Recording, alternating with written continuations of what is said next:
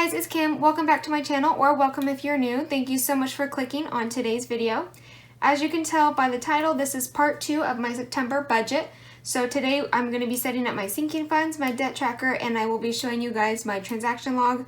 I actually already set it up for you guys so that way you know this video isn't too long. So if you're interested in seeing any of those and how I set it up, feel free to stick around. Alright, so quickly to go over what I'm going to be using today, I have my Erin Condren 8.5 by 11 Deluxe Monthly Planner. The 2020 version of this is just their monthly planner. They kind of changed it a little bit, but this is last year's Deluxe Monthly Planner. This is the Friction Erasable Pens by Pilot, and this is just purple to go with the theme of September. And then I'm going to be using my washies from Planner Kate. So this is the sinking fund and the debt tracker, and then I use some extra washi from this theme for my transaction log. So I'll show you guys that later. Right now I'm going to start with the sinking fund, and I'm going to rotate this just a little bit, and I am going to put this right over the hexagon. Oops.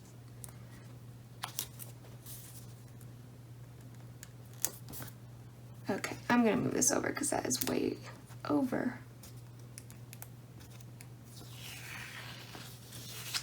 Alright, take 2. Let me know in the comments below how September is starting off for you guys. This isn't really budget related, but I live in Southern California and it is pretty much on fire right now, as maybe you guys have heard. But this time of year is always fire season. Actually, we get fires all year round. But right now it has been terribly hot. I believe this weekend the highest was like 123 and 124. And usually it doesn't get that hot. Plus it was very humid. So it was just very awful. And of course, to make matters worse, my work's AC has been broken. And so it's been quite the adventure trying to work inside without any AC during this weather. But anyways, let me know how your guys' month is starting so far. Hopefully it's better than what it's been going on here. Okay, so let's go ahead and start with my sinking funds. I'm going to skip a line and go to giving. Oh, you know what? I totally forgot my header. See, I am off. I feel like I'm off on my game.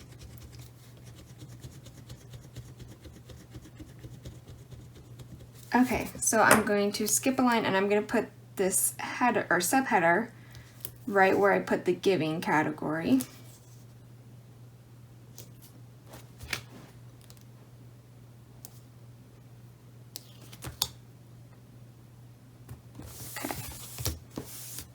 There we go. Now I'm going to write giving on the next line. My starting balance is $10, and I'm not planning to add anything, so I'm going to add 0. Again, for any of my new subscribers, thank you so much for wanting to join me in my journey, especially with budgeting and becoming debt-free. But for any of you guys that have just started watching my videos, giving is not really charity based. It's more so for like seasonal fundraisers or any events that the girls that I used to babysit had going on with their school or their extracurricular activities to help raise money. I would go ahead and pitch in. This would also go for like the Girl Scouts. I also have a gift fund, so this is going to be for any birthdays. And I know that looks weird. Actually, I'm going to rewrite that because I don't know why, but I feel like every time I write the letter F, it just looks weird. I feel like I write it weird. Anyways, so this is for birthdays, any other holidays besides Christmas, let's say my parents' anniversary, things like that. I started off with $15.04, and I'm going to be putting in $50.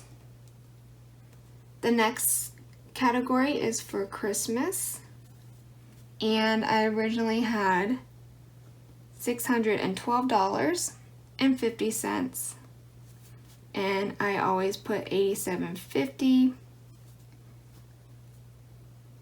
Vacation is my next category, and I don't have anything right now.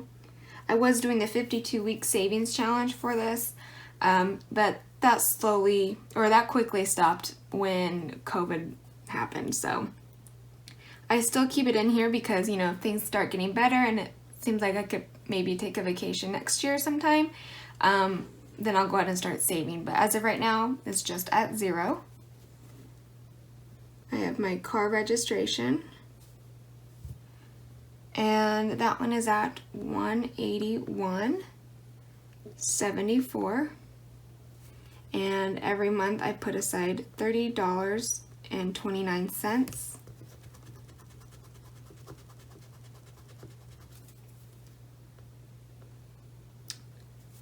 And then I also have a hair fund, and I had $280, and I'm planning another $80. Let me add a couple zeros there. And then I have taxes for when I was on unemployment. I don't disclose what I make, so therefore I'm sorry, but I can't disclose what I'm putting aside for taxes. Emergency fund is my last one, so it's not really a sinking fund, but I do have this all in the same banking account, and so I just consider it a sinking fund. I had $1,000.10, and then if I have any interest, then I'll go ahead and add that here. Now I'm going to create my little transaction log here for my sinking funds, but first I need to put the little total washi.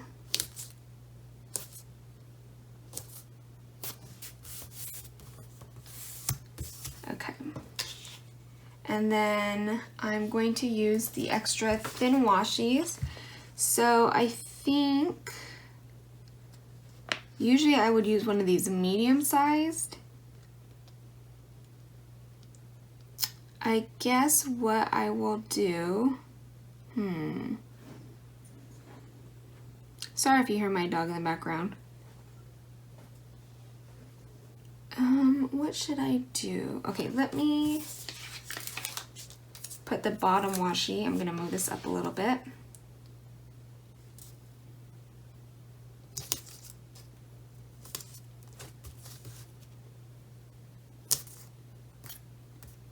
See, I don't get why. I feel like Planner Kate maybe made these longer, and I'm not sure if they're to go with the new monthly planner or what, but it seems like it's too thin for the hexagon, so it needs to be covered more, but then it's longer, so I'm not sure why that is, but okay, that's better. All right, anyways, I think, so I'm not wasting too much space, I think I'm just going to use this thin washi, and I am going to see, I'm going to try to center on this line.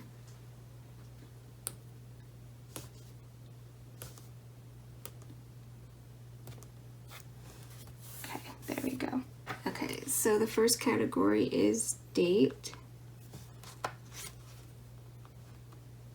I have the actual category, so the sinking fund that it would belong or coordinate with. You have the amount, occasion,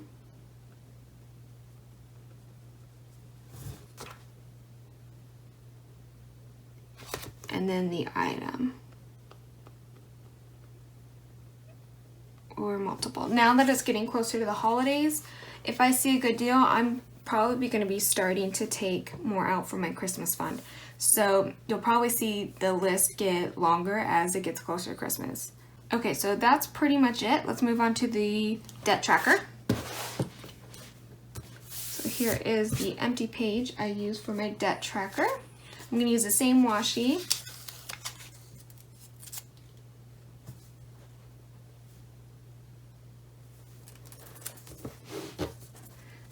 and I'm gonna start this here.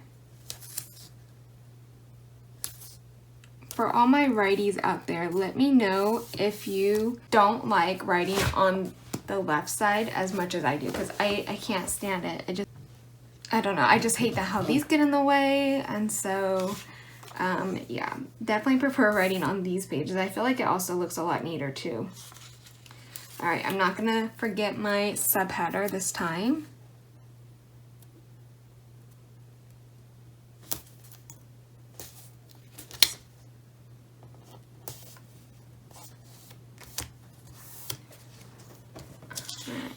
And let's go ahead and start with the debt. So I only have two. I have my student loans, which if you saw my recent video, then you'll know that I actually only have technically one loan left. I had 4 loans that made up the bigger balance that I had here. And now I'm on my last one, so it's really exciting. That balance is at $2,641.90. All right, sorry about that. My dog started barking at a random sound. Hopefully she's dead now.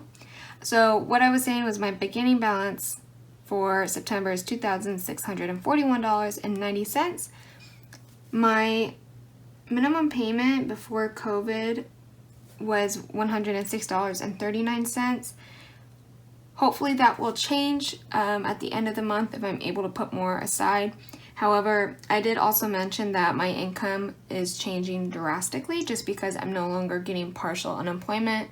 I was using the CARES Act to my advantage while on partial unemployment, and that really helped significantly reduce my student loan balance. But now I am not on partial unemployment. I am strictly on my work's income, and so you're probably going to see this payment a lot lower than it has been these last several months. The last loan is my car lease, and that balance is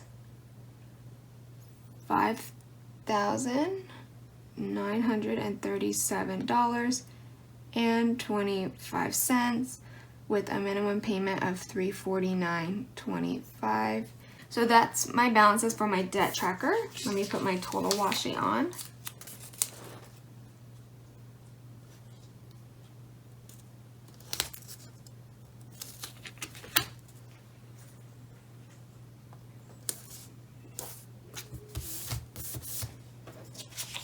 And then I'm going to use this washi at the very bottom here so it matches on the other side. Alright, now I'm going to show you my transaction log. Okay, so this is what it looks like as a whole. As you can tell, I just use a few washi strips and my pen to create my transaction log. I don't use stickers from Planner Kate or Sarah Marie just because I like to create a plus or minus column. And I coordinate green for plus and red for minus, which means, you know, obviously green for receiving money and red for withdrawing or paying something. And so this just kind of helps me keep track of my transactions if I need to go back and see which day I received income or which day I made a payment to something. That just kind of easily helps break it up to me so it doesn't all blend together. And then also up here you can tell that I have a starting balance, and then on the right side I have the end balance. I always have a buffer of $500 because there's some payments at the beginning of the month and as well as the end of the month. So I always like to make sure there's money both times of the month in case I have a big transaction that goes through. Alright guys, so that's pretty much it for today's video. If you guys did enjoy, make sure you hit the like button. Leave me a comment down below if you have any big goals or accomplishments that you're trying to achieve for the month of September. And don't forget to hit subscribe if you're not already, so that way you can see how September ends up being for me, especially with my debt track. Alright, thank you guys so much for watching, and I will see you guys in the next video. Bye guys.